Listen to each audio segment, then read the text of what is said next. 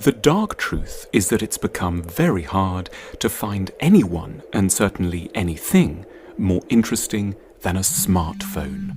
We love our phones and would never want to give them up, but we're all probably also gently aware that these delightful gadgets bear a hidden cost. To say that we are addicted to our phones is not merely to point out that we use them a lot, it signals a darker notion. That we use them to keep our own selves at bay. Because of our phones, we may find ourselves incapable of sitting alone in a room with our own thoughts floating freely in our heads, daring to wander into the past and the future, allowing ourselves to feel pain, desire, regret and excitement. We are addicted to our phones not because we rely on them, but to the extent that we recruit them to a harmful project of self-avoidance. They don't mean to hurt us, but we may and probably do use them to injure ourselves. Addiction sounds horrible, but it's a hard name for a normal inclination, a habit of running away from the joys and terrors of self-knowledge. We can look up so much on our phones.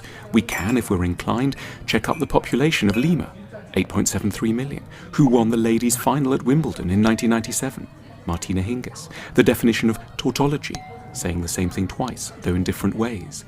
Or perhaps the author of that fascinating quote, "What you survive makes you stronger," Nietzsche. Yet this constant resource has an unwitting, unfortunate side effect. We consult our phones rather than ourselves. It's not that we actually know so many obscure facts, it's that we already possess, in scattered, unpolished forms, the raw material from which a huge number of the very best insights and ideas could be formed, if only we gave them enough time and attention. Almost since the beginning of time, we have prized the opportunity to get away from reminders of humanity and to immerse ourselves in nature. We've wanted to gaze on the grey indifference of the ocean or the bright, incalculable immensity of the starry sky. But our phones are the enemies of such experiences. They keep intruding our small selves into the picture. We might be on the edge of the Grand Canyon. They are beeping in our back pockets. We may be gazing at the southern slopes of the Matterhorn. They are receiving updates for a food delivery app back home. They ask us never to forget our ego and the endless things that ail us.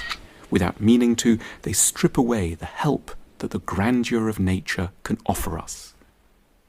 We constantly use our phones to keep track of our appointments, but we are, if we think about it, quite concerned we choose to be alerted. There's the automated reminder of the session with a dentist, the alert to jog our memories that it's our parents' anniversary, or the text message to let us know we're due to play a tennis match on Sunday afternoon. But there are other, very different appointments we need to keep in mind. We need reminders to keep appointments with ourselves. We need to spend time with our own worries, to understand them rather than just suffer the anxiety they create. The grandest and much the worst is our final appointment with death.